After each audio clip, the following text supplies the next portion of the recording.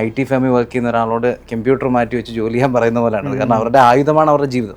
അതുകൊണ്ട് ഹമാസ് നിരായുധീകരണത്തിന് സമ്മതിക്കുമോ എന്നുള്ളത് ഒരു ചലഞ്ച്.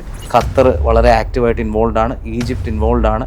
അപ്പം ഒരുപക്ഷെ പണ്ട് ഹമാസിനെ സപ്പോർട്ട് ചെയ്തിരുന്ന വാക്കാലോ ഡിപ്ലോമാറ്റിക്കലിയോ മിലിറ്ററിലിയോ സപ്പോർട്ട് ചെയ്തിരുന്ന ഡയറക്റ്റ്ലിയോ ഇൻഡയറക്റ്റ്ലിയോ സപ്പോർട്ട് ചെയ്തിരുന്ന ഖത്തറും ഈജിപ്റ്റ് ഇല്ല, ഖത്തറും ടർക്കിയും പോലും തിരിയുന്നു എന്ന് കാണുമ്പം ഹമാസിന് വേറെ ഓപ്ഷൻ ഇല്ല എന്നൊരു സിറ്റുവേഷൻ. ഹെസ്ബുള്ളയെ വീക്കെൻഡ് ചെയ്തു, ഹൂത്തികളെ വീക്കെൻഡ് ചെയ്തു, ഇസ്ലാമിക് ജിഹാദിൻ്റെ 21 ലീഡേഴ്സിനെ ഈ സെപ്റ്റംബറിൽ തന്നെ അവർ വധിച്ചു. അപ്പോൾ അങ്ങനെ വീക്കെൻഡ് ചെയ്തു. ഇറാൻ്റെ ന്യൂക്ലിയർ കപ്പാസിറ്റി എടുത്ത് കളഞ്ഞു. 12 ദിവസത്തെ വാറിൽ അവരുടെ കുറച്ച് ലീഡേഴ്സിനെ വകവരുത്തി, ന്യൂക്ലിയർ സയൻറ്റിസ്റ്റുകളെ വകവരുത്തി. അങ്ങനെ മൊത്തത്തിൽ വീക്കെൻഡാണ്, ഹമാസും വീക്കെൻഡാണ്. അങ്ങനെ ഒരു സ്റ്റേജിൽ ഇസ്രായേൽ എത്തിച്ചത് കൊണ്ട് ഹമാസിന് ഇപ്പോൾ വേറെ ചോയ്സ് ഇല്ലാതെ നിൽക്കുകയാണ്. അതായത് ഹമാസ് നിരായുധീകരണത്തിന് സമ്മതിച്ചേ പറ്റൂ ലോക സമാധാനത്തിന് വേണ്ടി എന്ന് അൽ ജസീറ പറയാൻ തുടങ്ങിയെങ്കിൽ അവിടെ ഒരു മാറ്റം ഉണ്ടായിട്ടുണ്ട്. ഡീമിലിറ്ററൈസ് ചെയ്യുമ്പോൾ ഈ ഒരു പ്രശ്നമുണ്ട്. ഇതിൻ്റെ അകത്ത് ഇപ്പം ഈ ഒരു ഏരിയയിൽ തന്നെ ഹമാസ് മാത്രമല്ല ഇസ്ലാമിക് ജിഹാദ് ഉണ്ട്. അവർ വീക്കെൻഡാണ്. അപ്പം സെക്കൻഡ് ഫേസിൽ എന്താണ് ചെയ്യാൻ പോകുന്നത്? ഇസ്ലാമിക് ജിഹാദിനെ ഡീമിലിറ്ററൈസ് ചെയ്യും. അതിനുശേഷം ഈ പറയുന്ന ചുറ്റുപാട് കിടക്കുന്ന സ്ഥലങ്ങളൊക്കെ പ്രശ്നക്കാരുണ്ട്. ലെബനോണിലുണ്ട്, ഹെസ്ബുള്ളയുണ്ട്.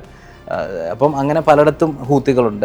അപ്പം ഇവരെല്ലാം മാനേജ് ചെയ്ത് പോകാന്ന് പറയുന്നതാണ് ഇനിയുള്ള ചലഞ്ച് എന്ന് പറഞ്ഞു കഴിഞ്ഞാൽ. അദ്ദേഹം ഒരുപക്ഷെ ഡിസേർവിങ് ആയിരുന്നു. കഴിഞ്ഞ അദ്ദേഹത്തിൻ്റെ ടേമിൽ ഒരുപാട് വർഷങ്ങൾക്ക് ശേഷം ബുഷിൻ്റെ സമയത്ത് വാറുകളുണ്ടായിരുന്നു, ഒബാമയുടെ 2 ടേംസിലും വാറുകളുണ്ടായിരുന്നു, ബൈഡൻ്റെ സമയത്ത് 2 വലിയ വാറുകൾ തുടങ്ങി. അപ്പം അങ്ങനെ നോക്കും കഴിഞ്ഞ ടേമിൽ ഒരു പുതിയ വാറും തുടങ്ങിയിട്ടില്ല. നമസ്കാരം. സമാധാനത്തിലേക്ക് മടങ്ങുന്ന ഗാസ, സമാധാനം നഷ്ടപ്പെട്ട ട്രംപ്, ഇങ്ങനെ ഒരുപാട് വാർത്തകളാൽ സമ്പന്നമാണ് നമ്മുടെയൊക്കെ ലോകം. അപ്പോൾ ഇന്ന് നമ്മോടൊപ്പം ഉള്ളത് വിദേശകാര്യ വിദഗ്ധനായ നിർമ്മൽ എബ്രഹാമാണ്. ഇത്തരം ഒരുപാട് കാര്യങ്ങളിൽ നമുക്ക് അദ്ദേഹത്തോട് സംസാരിക്കാനുണ്ട്. Nirmal, welcome. Thank you for having me. Yes, നമ്മളിപ്പോൾ സംസാരിച്ച് തുടങ്ങുമ്പോൾ തന്നെ ഗാസ ഒരു പൂർവ്വസ്ഥിതിയിലേക്ക് മടങ്ങുന്നു എന്നൊരു പ്രതീക്ഷ പകരുകയാണ്. ഇപ്പോൾ നമ്മൾ ഇന്നത്തെ പ്രധാനപ്പെട്ട ഒരു വാർത്തകളെന്ന് പറയുമ്പോൾ തന്നെ ആളുകൾ ഗാസയിലേക്ക് മടങ്ങി തുടങ്ങി എന്നതാണ്. വളരെ പോസിറ്റീവായ ഒരു സൈനാണ് അവിടെ നൽകപ്പെടുന്നത്. ഇപ്പോൾ ഓൺ പേപ്പേഴ്സ് എല്ലാം ഓക്കെയാണ്, ഏറെക്കുറെ ഓക്കെയാണ്. ബട്ട് ഈ പീസ് ഡീലിൻ്റെ ഒരു പ്രാക്ടിക്കബിലിറ്റി, അത് ഓൺ ഗ്രൗണ്ട്, അത് എത്രയായിരിക്കുമെന്നാണ് കരുതുന്നത്? അതിന് ഒരുപാട് ചലഞ്ചസ് ഉണ്ട്. ഒന്ന്, ഹമാസും ഇസ്രായേലും അംഗീകരിക്കാത്ത അല്ലെങ്കിൽ വീണ്ടും നെഗോഷിയേറ്റ് ചെയ്യണമെന്ന് പറയുന്ന ചില മേഖലകൾ, അല്ലെ ചില പോയിന്റ്സ് ട്രംപിൻ്റെ 20 പോയിന്റ് പ്ലാനിൽ. അതിൽ പ്രധാനപ്പെട്ട ഒരു കാര്യം ഹമാസിൻ്റെ നിരായുധീകരണമാണ്, ഡീമിലിറ്ററൈസേഷനാണ്. കാരണം ഹമാസ് എന്ന സംഘടനയുടെ ഫൗണ്ടിങ് ചാർട്ടറിൽ പോലും അവർ പറയുന്നത് അവർ ഒരു പലസ്തീനിയൻ സ്റ്റേറ്റിന് വേണ്ടി പോരാടും, ഇസ്രായേലി ഒക്യുപ്പേഷനെതിരെ പോരാടും, അതിനുവേണ്ടി 100% റെസിസ്റ്റൻസ് ആജീവനാന്തം കാണിക്കുമെന്ന് പറയുന്ന ഒരു സംഘടനയോട് അത് മാറ്റിവെക്കാൻ പറയുന്നത് ബുദ്ധിമുട്ടാണ്. ഒരു ഉദാഹരണം പറഞ്ഞു കഴിഞ്ഞാൽ, ഇപ്പോൾ ഒരു IT ഫേമിൽ, നമ്മളൊക്കെ കൊച്ചിയിലാണ്, IT ഫേമിൽ വർക്ക് ചെയ്യുന്ന ഒരാളോട് കമ്പ്യൂട്ടർ മാറ്റി വെച്ച് ജോലി ചെയ്യാൻ പറയുന്ന പോലെയാണ്. കാരണം അവരുടെ ആയുധമാണ് അവരുടെ ജീവിതം. അതുകൊണ്ട് ഹമാസ് നിരായുധീകരണത്തിന് സമ്മതിക്കുമോ എന്നുള്ളത് ഒരു ചലഞ്ച്. രണ്ടാമത്തെ ചലഞ്ച്, ഇപ്പോൾ ഗാസ ഫ്രീ ആക്കുമ്പോഴും ഗാസയെ ആര് ഗവേൺ ചെയ്യും, ആ ഗവേണൻസിൽ യാതൊരു പങ്കും ഹമാസിന് ഇല്ല എന്നൊരു പോയിന്റ് ഇതിൻ്റെ അകത്തുണ്ട്. അതും ഹമാസിന് അംഗീകരിക്കാൻ പറ്റുന്നൊരു കാര്യമല്ല. 3, അവർക്ക് പങ്കില്ല എന്നുള്ള ഒരു വശത്ത് നിൽക്കുമ്പോൾ തന്നെ പങ്കുള്ളത് ആർക്കാണ്? അത് അറബ് അതോറിറ്റീസിനായിരിക്കും, അറബ് നേഷൻസിനായിരിക്കും. അതിൻ്റെ അത് വെസ്റ്റേൺ ഇൻഫ്ലുവൻസ് വരും. ഇപ്പം നമ്മൾ അറിയുന്ന ബോർഡ് ഓഫ് പീസ് എന്ന് പറയുന്ന ഒരു ട്രാൻസിഷൻ മോഡൽ ക്രിയേറ്റ് ചെയ്ത് അതിൽ ട്രംപും പഴയ UK പ്രൈം മിനിസ്റ്റർ ആയിട്ടുള്ള ടോണി ബ്ലെയറും ഒക്കെ ഉൾപ്പെടുന്ന വെസ്റ്റേൺ ഇൻഫ്ലുവൻസ് ഗാസയിൽ കൊണ്ടുവരുന്നതും ഹമാസിന് അംഗീകരിക്കാൻ കഴിയുന്ന കാര്യമല്ല. പിന്നെയുള്ളത് ഇസ്രായേലിൻ്റെ വിഡ്രോവൽ. ഇപ്പോൾ പറയുന്ന പാർഷ്യൽ വിഡ്രോവലാണ്, ഓരോ ഫേസ് ബൈ ഫേസ് വിഡ്രോവലാണ്. പക്ഷേ ബോർഡേഴ്സിൽ നിന്ന് വിഡ്രോ ചെയ്യുന്ന കാര്യം പറയുന്നില്ല, സെപ്പറേറ്റ് പലസ്തീനിയൻ സ്റ്റേറ്റിൻ്റെ കാര്യം പറയുന്നില്ല. അതും ഹമാസിന് അംഗീകരിക്കാൻ പറ്റാത്ത കാര്യമാണ്. ഇസ്രായേലിനെ സംബന്ധിച്ചിടത്തോളം നോക്കുകയാണെന്നുണ്ടെങ്കിൽ, ഇപ്പോൾ ഇതിൻ്റെ അത് phase 1 വേണമെങ്കിൽ നമുക്ക് ഏറെക്കുറെ പൂർത്തീകരിക്കാൻ പറ്റിയേക്കാം എന്ന് കരുതാം. കാരണം phase 1 എന്ന് പറയുന്നത് 3-4 ദിവസത്തിൽ അവസാനിക്കും. ഒരുപാട് പേർക്ക് ഒരു വിൻ സിറ്റുവേഷൻ കൊണ്ടുവരുന്നതാണ്. അമേരിക്കയെ സംബന്ധിച്ചിടത്തോളം ആണെന്നുണ്ടെങ്കിൽ 2 വർഷത്തെ എഫർട്ട്, അല്ലെങ്കിൽ ട്രംപിനെ സംബന്ധിച്ചിടത്തോളം ആണെങ്കിൽ 9 മാസത്തെ എഫർട്ടാണ് എങ്ങനെയെങ്കിലും ഈ വാർ അവസാനിപ്പിക്കുക എന്നുള്ളത്. ഇസ്രായേലിനെ സംബന്ധിച്ചിടത്തോളം അവരുടെ ഹോസ്റ്റേജസിനെ തിരിച്ചു കൊണ്ടുവരിക എന്നുള്ളത് 2 വർഷത്തെ ഒരു എഫർട്ടാണ്. പലസ്തീനികളെ സംബന്ധിച്ചിടത്തോളം 2 വർഷം അനുഭവിച്ചുകൊണ്ടിരിക്കുന്ന ദുരിതത്തിൽ നിന്ന് മാറി നിൽക്കുക എന്നുള്ളത് അവരും ആഗ്രഹിക്കുന്നതാണ്. ഒരു വിൻ സിറ്റുവേഷൻ ആയതുകൊണ്ട് ഈ ഹോസ്റ്റേജ് പ്രിസണർ എക്സ്ചേഞ്ച് നടക്കുന്നത് വരെ ഒരു പക്ഷേ പോസിറ്റീവായിട്ട് പോയേക്കാം. അതിനുശേഷമുള്ള ചോദ്യചിഹ്നങ്ങളാണ് ഞാൻ ഈ പറഞ്ഞത്. കാരണം അതിനുശേഷം ഡീമിലിറ്ററൈസേഷന് ഹമാസ് അനുവദിക്കുമോ, ഗാസയിൽ ഒരു പങ്കുമില്ല എന്ന് പറയുന്നവർ സമ്മതിക്കുമോ, ഗാസയിൽ വെസ്റ്റേൺ ഇൻഫ്ലുവൻസ് അവർ അനുവദിക്കുമോ, അല്ലെങ്കിൽ അവർക്ക് താല്പര്യം കാണുമോ, ഇതൊക്കെ ചോദ്യചിഹ്നമായിട്ട് തന്നെ നിൽക്കും. ഈ ഹമാസിൻ്റെ കാര്യം തന്നെ പ്രത്യേകിച്ച് എടുത്ത് പറയുകയാണെങ്കിൽ, ഇപ്പോൾ ഡീമിലിറ്ററൈസേഷൻ എന്ന് പറയുന്നത് അതൊരു പക്ഷേ അത് കരുതപ്പെടുന്നത് അത് ഗാസയെ വിട്ടുകൊടുക്കുക, പൂർണ്ണമായും ഇപ്പോൾ താങ്കൾ പറഞ്ഞ പോലെ ഒരു വെസ്റ്റേൺ ഇൻഫ്ലുവൻസിനോ അല്ലെങ്കിൽ മറ്റൊരു ഗ്രൂപ്പ് ഓഫ് ആളുകൾക്ക് വിട്ടുകൊടുക്കുക എന്നതായിരിക്കാം ഹമാസ് കരുതുന്നത്. അതുകൊണ്ട് തന്നെ അതിൻ്റെ ഒരു പ്രാക്ടിക്കബിലിറ്റി വലിയൊരു ക്വസ്റ്റ്യൻ മാർക്കായിട്ട് നിൽക്കുമല്ലേ. അത് എത്രത്തോളം നമ്മളിപ്പോൾ പീസ് ഡീൽ വരുന്നു, എത്രത്തോളം അത് നടക്കുന്നു എന്നൊക്കെ വെച്ച് നോക്കുമ്പോഴും ഈ ഹമാസ് ഒരു ചലഞ്ചായിട്ട് US എപ്പോഴും നിൽക്കാൻ സാധ്യതയുണ്ടോ? ഹമാസ് ഒരു ചലഞ്ചായിട്ട് നിൽക്കാൻ സാധ്യത ഞാൻ ഈ പറഞ്ഞ കാര്യങ്ങൾ അവർ അംഗീകരിക്കുമോ ഇല്ലയോ എന്നുള്ളൊരു ചോദ്യമാണ്. ആരവരെ കൊണ്ട് അംഗീകരിപ്പിക്കും എന്നൊരു ചോദ്യമാണ്. പിന്നെ ഈ അമേരിക്കയെ സംബന്ധിച്ചിടത്തോളം ഇതിൻ്റെ അകത്തുള്ള അവരുടെ ഇൻട്രസ്റ്റ് ഇതെല്ലാം ചോദ്യചിഹ്നങ്ങളാണ്. ഇനി ഇതിൻ്റെ അകത്ത് ഡീമിലിറ്ററൈസേഷനായിട്ട് ഹമാസ് സമ്മതിക്കുമോ, അത് അവർക്കൊരു ട്രാപ്പാണോ എന്ന് ചോദിച്ചു കഴിഞ്ഞാൽ ഇൻട്രസ്റ്റിംഗ് ആയിട്ട് കുറച്ച് കാര്യങ്ങൾ ഈ അടുത്ത് നടന്നു. ഫോർ എക്സാമ്പിൾ ടർക്കിയുടെ എർഡോഗനെ ആദ്യം നേറ്റോ സമ്മിറ്റ് വെച്ച് ജൂണിൽ ട്രംപ് കണ്ടു. പിന്നെ വൈറ്റ് ഹൗസിൽ വിളിച്ചു.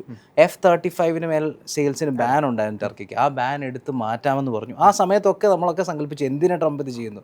പക്ഷേ ആ ടർക്കി പോലും, ടർക്കിയുടെ ഇൻ്റലിജൻസ് ഹെഡ് പോലും ഈ സെപ്റ്റംബർ 30 നടന്ന പീസ് ടോക്സിലേക്ക് ഇൻവൈറ്റഡ് ആയിരുന്നു. അദ്ദേഹം വന്നു.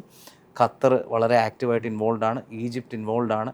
അപ്പം ഒരുപക്ഷെ പണ്ട് ഹമാസിനെ സപ്പോർട്ട് ചെയ്തിരുന്ന വാക്കാലോ ഡിപ്ലോമാറ്റിക്കലിയോ മിലിറ്ററിലിയോ സപ്പോർട്ട് ചെയ്തിരുന്ന, ഡയറക്റ്റ്ലിയോ ഇൻഡയറക്റ്റ്ലിയോ സപ്പോർട്ട് ചെയ്തിരുന്ന ഖത്തറും ഈജിപ്റ്റ് ഇല്ല, ഖത്തറും ടർക്കിയും പോലും തിരിയുന്നു എന്ന് കാണുമ്പം ഹമാസിന് വേറെ ഓപ്ഷൻ ഇല്ല എന്നൊരു സിറ്റുവേഷൻ വരുന്നു. 2, ഈ 20 പോയിൻറ്റ്സ് വായിച്ച് നോക്കിക്കഴിഞ്ഞ് കഴിഞ്ഞാൽ അത് വളരെ ടാക്റ്റിക്കലായിട്ട് ക്രിയേറ്റ് ചെയ്യപ്പെട്ടാണ്. അതായത് ഒരു തരത്തിൽ പറഞ്ഞാൽ ഇസ്രായേലിനെ അനുകൂലിക്കുന്ന രീതിയിൽ തന്നെയാണ് 20 പോയിൻറ്റ്സ്. കാരണം ഒരു തേർഡ് പേഴ്സൺ, ഒരു തേർഡ് കൺട്രി എടുത്ത് വായിച്ചു നോക്കിക്കഴിഞ്ഞാൽ കാണുന്നത് വളരെ ലളിതമായിട്ടുള്ള കാര്യങ്ങളാണ്. ഗാസയിലെ ആളുകളെ നമ്മൾ ഇങ്ങോട്ട് തിരിച്ചു കൊണ്ടുവരും, ഗാസ നമ്മൾ റീബിൽഡ് ചെയ്യും, ഇത് നോക്കി നടത്താൻ വേണ്ടി ഇസ്രായേൽ അല്ല ഒരു ഇൻ്റർനാഷണൽ സെക്യൂരിറ്റി ഫോഴ്സ് കാണും, അപ്പോൾ ഇതൊന്നും പേടിക്കേണ്ട, ഡീമിലിറ്ററൈസ് ചെയ്യും, ടെററൈസ് ചെയ്യും എന്നൊക്കെ പറയുമ്പം നാച്ചുറലി ഒരു തേർഡ് നേഷൻ കാണുമ്പോഴത്തേക്കും വളരെ ലളിതമായിട്ടുള്ള കാര്യങ്ങളാണ്.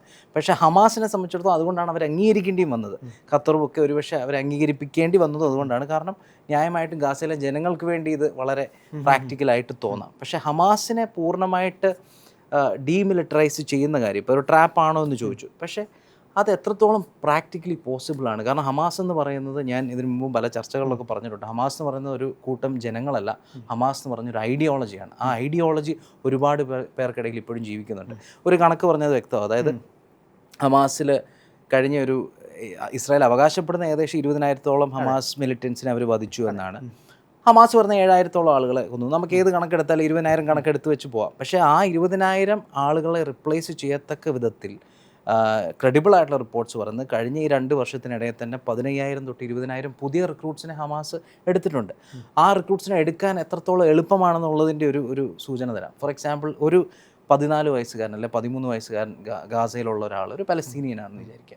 അയാൾ കാണുന്നത് എന്താണ്? ചുറ്റുമുള്ള അവർ പ്രാർത്ഥിച്ചുകൊണ്ടിരിക്കുന്ന ആരാധനാലയങ്ങൾ തകർത്ത് കളയുന്നു, അവർ പഠിച്ചുകൊണ്ടിരിക്കുന്ന സ്കൂളുകൾ ഇല്ലാതാക്കുന്നു, അവരെ ചികിത്സിച്ച ആശുപത്രികൾ ഇല്ലാതാകുന്നു, അവർ സ്നേഹിച്ച ആളുകൾ ഇല്ലാതാകുന്നു, അവർ താമസിച്ച വീടുകൾ ഇല്ലാതാകുന്നു. അങ്ങനെ ചുറ്റും തകർന്നു വീഴുന്ന കാണുമ്പം ഇതിന് ഉത്തരവാദി ആരാണ്? ഇസ്രായേലാണ് എന്ന് ചൂണ്ടിക്കാട്ടിക്കൊണ്ട് ഇവരുടെ മനസ്സിൽ, കാരണം കൺമുന്നിൽ പൊട്ടിത്തെറിച്ച് അവരുടെ അച്ഛനും അമ്മയും ഒക്കെ മരിക്കുന്നവർ കണ്ടിട്ടുണ്ട്. അപ്പോൾ അങ്ങനെയുള്ളവരെ എപ്പോഴും അവരുടെ മനസ്സ് ഇൻഫിൽട്രേറ്റ് ചെയ്യാൻ കുറച്ചുകൂടെ എളുപ്പമായിരിക്കും, ഹമാസിനെ റിക്രൂട്ട് ചെയ്യാൻ ഒന്നുകൂടെ എളുപ്പമാകും. അപ്പോൾ ഡീമിലിറ്ററൈസ് ചെയ്താലും ഐഡിയലൈസ് ചെയ്യാൻ വേണ്ടി ബുദ്ധിമുട്ടാണ്. അതുകൊണ്ട് ഹമാസ് എന്ന ആശയം നിലനിന്നുകൊണ്ടിരിക്കും. പക്ഷേ ഇനി രണ്ടാമത്തെ കാര്യം, ഹമാസിനെ ഡീമിലിറ്ററൈസ് ചെയ്തു എന്ന് വിചാരിക്കുക, ഏത് പരിധി വരെ ചെയ്യാൻ പറ്റും? കാരണം അതാണ് ചോദ്യം. കാരണം ഇതിൻ്റെ അകത്ത് ഒരു വലിയ ഫാക്ടർ എന്ന് വെച്ചാൽ ഇറാനാണ്. ഇപ്പോൾ ഇറാനുണ്ട്, അതിൽ വേണമെങ്കിൽ ഇസ്രായേലിൻ്റെ ചെറിയ ക്രെഡിറ്റ് കൊടുക്കാം. കാരണം ഇസ്രായേൽ 2 വർഷമായിട്ട് നടത്തിക്കൊണ്ടിരുന്ന പല അറ്റാക്സും നമ്മൾ എന്തിനു വേണ്ടി എന്ന് ഇതുപോലെ കരുതിയപ്പം ഇപ്പോൾ അത് നമ്മൾ തിരിച്ച് ചിന്തിക്കുമ്പോൾ ആ ഡോട്ട്സ് ഒക്കെ കണക്റ്റ് ആവുന്നുണ്ട്. അതായത് ഹമാസ് ഇത് അംഗീകരിക്കണമെന്നുണ്ടെങ്കിൽ ഒറ്റ ഒരു സിനാരിയോയിൽ അവർ അംഗീകരിക്കുന്നത്, അതായത് ഖത്തർ പ്രഷർ ചെലുത്തണം, ഈജിപ്റ്റ് പ്രഷർ ചെലുത്തണം, ഇറാൻ സഹായിക്കാതിരിക്കണം, ഹെസ്ബുള്ള ഹൂത്തികളോ ആ സമയത്ത് ഇൻവോൾവ് ചെയ്യാതിരിക്കണം. അതെല്ലാം ഇസ്രായേൽ ബുദ്ധിപൂർവ്വം ആ തടസ്സങ്ങളെല്ലാം നീക്കിയിട്ടുണ്ട്. ഹെസ്ബുള്ളയെ വീക്കെൻഡ് ചെയ്തു, ഹൂത്തികളെ വീക്കെൻഡ് ചെയ്തു, ഇസ്ലാമിക് ജിഹാദിൻ്റെ 21ഓളം ലീഡേഴ്സിനെ ഈ സെപ്റ്റംബറിൽ തന്നെ അവർ വധിച്ചു. അപ്പോൾ അങ്ങനെ വീക്കെൻഡ് ചെയ്തു, ഇറാൻ്റെ ന്യൂക്ലിയർ കപ്പാസിറ്റി എടുത്ത് കളഞ്ഞു. 12 ദിവസത്തെ വാറിൽ അവരുടെ കുറച്ച് ലീഡേഴ്സിനെ വകവരുത്തി, ന്യൂക്ലിയർ സയൻറ്റിസ്റ്റുകളെ വകവരുത്തി. അങ്ങനെ മൊത്തത്തിൽ വീക്കെൻഡാണ്, ഹമാസും വീക്കെൻഡാണ്. അങ്ങനെ ഒരു സ്റ്റേജിൽ ഇസ്രായേൽ എത്തിച്ചത് കൊണ്ട് ഹമാസിന് ഇപ്പോൾ വേറെ ചോയ്സ് ഇല്ലാതെ നിൽക്കുകയാണ്. പക്ഷേ ഹമാസ് എന്ന ഐഡിയോളജി മരിക്കുന്നുണ്ടോ? ഇറാനും IRGC ഉള്ളിടത്തോളം കാലം ഇവരെ റിക്രൂട്ട് ചെയ്ത്, IRGC ഒക്കെയാണ് ഇവരെ ട്രെയിൻ ചെയ്യുന്നത്, ഇറാൻ്റെ റെവല്യൂഷണറി ഗാർഡൊക്കെ. അപ്പോൾ IRGC ഉണ്ട്, ഹെസ്ബുള്ളയുണ്ട്, ഹൂത്തികളുണ്ട്, ഇവരൊക്കെ നിലനിൽക്കുന്നുണ്ട്. 15,000 തൊട്ട് 20,000 വരെ പുതിയ റിക്രൂട്ട്സ് ഉണ്ട്. മിലിറ്ററൈസേഷൻ പതിയെ വേണമെങ്കിലും നടക്കാം. പക്ഷേ ഇതിലൊക്കെ ഞാൻ കാണുന്നൊരു കാര്യം എന്ന് വെച്ചാൽ ഈ phase 1 കടന്ന് തീരട്ടെ ആദ്യം എന്നുള്ളതാണ്. കാരണം ഇതിൻ്റെ അകത്ത് 20 ജീവനുള്ള ഹോസ്റ്റേഴ്സിനെയും 28 ശവശരീരങ്ങളെയും വേണമെന്നാണ് ഇസ്രായേൽ ആവശ്യപ്പെടുന്നത്. പക്ഷേ അതിൽ ഹമാസ് ഇപ്പം തന്നെ ഒരു കാര്യം പറഞ്ഞു, 28 ശവശരീരങ്ങൾ എവിടെയാണെന്ന് ഞങ്ങൾക്ക് അറിയില്ല കേട്ടോ, ഞങ്ങൾക്ക് പെട്ടെന്ന് കൊണ്ടുവരാൻ പറ്റുമെന്ന് ഉറപ്പില്ല എന്ന് പറഞ്ഞു. അവിടെ തന്നെ ഇസ്രായേൽ ഈ ടേംസ് എത്രത്തോളം തെറ്റിക്കാൻ സാധ്യതയുണ്ടെന്നൊരു ചോദ്യം. പ്രിസണേഴ്സിൻ്റെ കേസ് എടുക്കുമ്പോഴും ഇസ്രായേലിൻ്റെ പാർലമെൻറ്റിനുള്ളിൽ തന്നെ ആളുകൾ വാദിക്കുന്ന കാര്യം എന്ന് വെച്ചാൽ, പണ്ട് ഗിലാദ് ഷലീദ് എന്ന് പറഞ്ഞ 2006 ഒറ്റ സോൾജറിനെ ഇവർ കൊണ്ടുപോയ സമയത്ത് അയാളെ തിരിച്ചു കിട്ടാൻ വേണ്ടി 1027 പ്രിസണേഴ്സിനെയാണ് തിരിച്ചു കൊടുക്കേണ്ടി വന്നത് ഇസ്രായേലിന്. അങ്ങനെ തിരിച്ചു കൊടുത്ത ഇസ്രായേൽ, അത് ഒരാൾക്ക് വേണ്ടി അവർ അത്രയും വാല്യൂ ചെയ്യുന്നത് വേണം കാരണം. പക്ഷേ തിരിച്ചൊരു വശം, ഈ 1027 280ഓളം ലൈഫ് സെൻറ്റൻസ്, അതായത് ജീവപര്യന്തം കൊടുത്ത തടവുകാരുണ്ടായിരുന്നു. ഇന്നിപ്പോൾ 250 പേരെയാണ് നമ്മൾ കൊടുക്കാൻ ഉദ്ദേശിക്കുന്നവർ. അതിലൊരാളാണ് യാഹ്യ സിൻവർ. ആ യാഹ്യ സിൻവറാണ് ഒക്ടോബർ 7 ഒരു മാസ്റ്റർ മൈൻഡായിട്ട് കരുതപ്പെടുന്നത്. അപ്പോൾ അങ്ങനെയുള്ള വാദങ്ങളൊക്കെ ഇസ്രായേലും മുന്നോട്ട് വെക്കുന്നുണ്ട്. അതുകൊണ്ട് നമുക്ക് ഫേസ് 1 കഴിയാതെ പറയാൻ പറ്റില്ല. പക്ഷേ ആ സ്പെസിഫിക് ചോദ്യത്തിനോട് ഉത്തരം പറയുകയാണെന്നുണ്ടെങ്കിൽ, ഹമാസ് എന്ന ഐഡിയോളജി അവസാനിക്കില്ല. പുതിയ റിക്രൂട്ട്സിനെ അവർക്കുണ്ടാകും, ഓൾറെഡി ഉണ്ടായിട്ടുണ്ട്. ഡീമിലിറ്ററൈസേഷനും ഇറാൻ അവിടെ നിൽക്കുന്നിടത്തോളം കാലം അത് പൂർണ്ണമായിട്ടും പോസിബിൾ ആണെന്ന് പറയാനും പറ്റില്ല. ഇപ്പോൾ നമ്മൾ ഈ പറഞ്ഞതുപോലെ ഹമാസിനെ ഇപ്പോൾ ഒരു ടേംസിലേക്ക് ആക്സെപ്റ്റ് ചെയ്യിക്കാൻ ഒരു പക്ഷേ താങ്കൾ പറഞ്ഞ പോലെ ഒരുപാട് പ്രഷർ ഉണ്ടായിരിക്കാം. അത് അറബ് രാജ്യങ്ങളുടെ തന്നെ ഒരു പ്രഷർ ഉണ്ടായിരിക്കാം. അതൊരു പക്ഷേ അവരെ ഒറ്റപ്പെടുത്തുക എന്ന ലേബലിലേക്ക് കൂടി കൊണ്ടുവരാനാകുമോ? ഇപ്പോൾ പ്രത്യേകിച്ച് US ഇൻട്രസ്റ്റ് തന്നെ മിഡിൽ ഈസ്റ്റിൽ നമുക്കറിയാം. ട്രംപ് ഒന്നും കാണാതെ ഒന്നും ഒരു പീസ് ഡീൽ അങ്ങനെ നെഗോഷിയേറ്റ് ചെയ്യില്ല, ഒരു മിഡിൽ മാനായിട്ട് നിൽക്കില്ല. അപ്പോൾ ഞാൻ മനസ്സിലാക്കുന്നത്, ഇപ്പോൾ ഈ ദോഹ അറ്റാക്ക് നടന്നു, ഇപ്പോൾ താങ്കൾ പറഞ്ഞ പോലെ ഇറാൻ്റെ ന്യൂക്ലിയർ കപ്പാസിറ്റികൾക്ക് മേലുള്ള അറ്റാക്ക് നടന്നു. ഇതൊക്കെ കഴിഞ്ഞപ്പോൾ എല്ലാവരും സഡൻലി നമ്മളൊരു പീസ് ഡീലിലേക്ക് വരാം.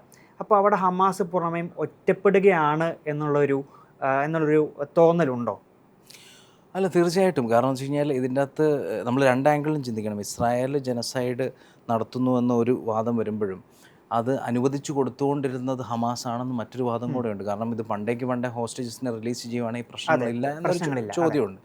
അപ്പോൾ ഹമാസിന് ഈ ഒരു കേസിൽ ഒറ്റപ്പെടുത്തുക എന്ന് പറയുന്നത് വെച്ച് കഴിഞ്ഞാൽ അവർ ടെററിസ്റ്റ് ഓർഗനൈസേഷൻ ആണ് എന്നുള്ളത് നമ്മൾ അക്സെപ്റ്റ് ചെയ്യണം. പലസ്തീനികൾക്ക് വേണ്ടി വാദിച്ചാലും അവർ ഫൈറ്റ് ചെയ്താലും അവർ ടെററിസ്റ്റ് മിലിറ്റന്റ് ഓർഗനൈസേഷനാണ്, ടെററിസ്റ്റ് ഓർഗനൈസേഷനാണ്. അതുകൊണ്ട് അവരെ എന്തുകൊണ്ട് ഖത്തറും ടർക്കിയും ഉൾപ്പെടുന്ന ഒരു ഗ്യാങ് അവരെ പിന്നോട്ട് വലിക്കുന്നു എന്നുള്ളൊരു ചോദ്യം. അതുപോലെ അൽ ജസീറ പലപ്പോഴും എനിക്ക് തോന്നുന്നത് വളരെ അനുകൂലമായിട്ട് അല്ലെങ്കിൽ ന്യൂട്രലായിട്ട് വേണമെങ്കിലും ഹമാസിൻ്റെ കേസിൽ വാദിച്ചുകൊണ്ടിരുന്ന അൽ ജസീറയിൽ 2 ദിവസം മുന്നേ ഒരു ഓപ്പൺ എഡിറ്റോറിയൽ വായിച്ചപ്പോൾ ഞാൻ ഞെട്ടിപ്പോയി. അതായത് ഹമാസ് നിരായുധീകരണത്തിന് സമ്മതിച്ചേ പറ്റൂ ലോക സമാധാനത്തിന് വേണ്ടി എന്ന് അൽ ജസീറ പറയാൻ തുടങ്ങിയെങ്കിൽ അവിടെ ഒരു മാറ്റം ഉണ്ടായിട്ടുണ്ട്. മടുത്തോ? ഇപ്പോൾ എല്ലാവർക്കും ഒരു ചോദ്യം വരുമല്ലോ അറബ് രാജ്യങ്ങൾക്കൊക്കെ, അതാണ് ചോദിച്ചത്. അല്ല, മടുത്തതിലും കൂടുതൽ ഇപ്പോൾ ട്രംപിന് ഒരുപാട് നെഗറ്റീവ്സ് ഉണ്ട്. പക്ഷേ ട്രംപിൻ്റെ ഒരു കഴിവായിട്ട് നമ്മൾ അക്സെപ്റ്റ് ചെയ്തേ പറ്റൂ. കാരണം അദ്ദേഹം വന്നതിന് ശേഷം ഖത്തറുമായിട്ട്, ഇപ്പോൾ ഖത്തർ അദ്ദേഹത്തിന് ഗിഫ്റ്റ് ചെയ്ത കാര്യം നമ്മൾ കണ്ടു. ടർക്കിയോട് F-35 സെയിൽസിൻ്റെ കേസ് പറഞ്ഞു.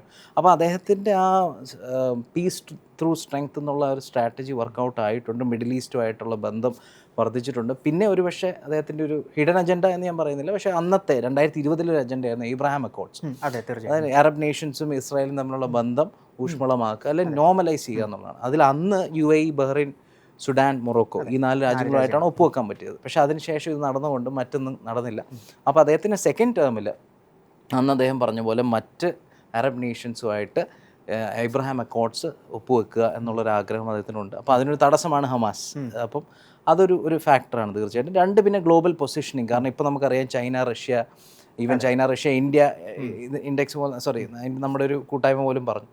അപ്പോൾ അവർ ശക്തി പ്രാപിക്കുമ്പോഴത്തേക്കും അമേരിക്കയുടെ പഴയ ആ പവറിൻ്റെ റിസർജൻസ്, പ്രതാപം അതൊന്ന് എന്താ പറയുന്നത് വൈഡൻ ചെയ്യുക, എല്ലാവരെയും കാണിക്കുക, ഞങ്ങളാണ് ഇവിടെ പീസ് ബ്രോക്കർ ചെയ്യുന്നത്, ഞങ്ങളാണ് കാര്യങ്ങൾ തീരുമാനിക്കുന്നത്, മിഡിൽ ഈസ്റ്റിലായാലും അമേരിക്കയിലായാലും ഏഷ്യയിലായാലും എന്നുള്ള ഒരു പോസ്ചറിങ് കൂടെ അതിൻ്റെ അകത്തുണ്ട്. ഇപ്പോൾ ഞാൻ നേരത്തെ പറഞ്ഞ പോലെ ഒന്നും കാണാതെ ട്രംപ് ഒരു പീസ് ഡീൽ ചെയ്യില്ല. അപ്പോൾ താങ്കൾ പറയുന്നു അതൊരു ഗ്ലോബൽ പൊസിഷൻ ഒന്നുകൂടി വൈഡൻ ചെയ്യാൻ, ഒന്നുകൂടി ഉഷാറാക്കാൻ വേണ്ടിയിട്ട് ട്രംപിൻ്റെ നടപടിയാവും. പക്ഷേ ഈ മിഡിൽ ഈസ്റ്റിൽ ഇൻ പെർട്ടിക്കുലർ ട്രംപിന് എന്തെങ്കിലും ഒരു കണ്ണുണ്ടായിരിക്കുമെന്ന് തോന്നുന്നുണ്ടോ? കാരണം എന്തെങ്കിലും ഒരു ടേക്ക് അവേ US വേണം ഇങ്ങനെ ഒരു പീസ് ഡീൽ ബ്രോക്കർ ചെയ്യുകയാണെങ്കിലും.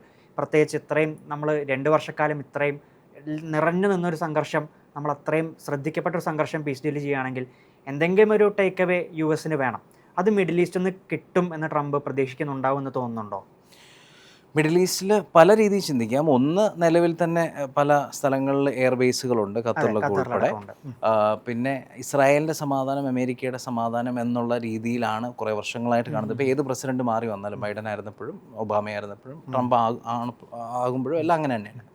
അതൊരു ഫാക്ടർ. രണ്ട്, ഒരുപാട് പേര് പറയുന്നതിൻ്റെ അകത്ത് ഒരു രഹസ്യ അജണ്ട ഉണ്ടോ എന്ന് ചോദ്യമുണ്ട്. കാരണം ഫേസ് 2 പോയാൽ എന്ത്, ആര് റീബിൽഡ് ചെയ്യും, എങ്ങനെ റീബിൽഡ് ചെയ്യും, ഈ ചോദ്യങ്ങളൊക്കെ നിൽപ്പുണ്ട്. തീർച്ചയായും. അപ്പോൾ അതിൽ ട്രംപ് 2025 ജാനുവരിയിലാണ് പവറിൽ വരുന്നത് ഒഫീഷ്യലി.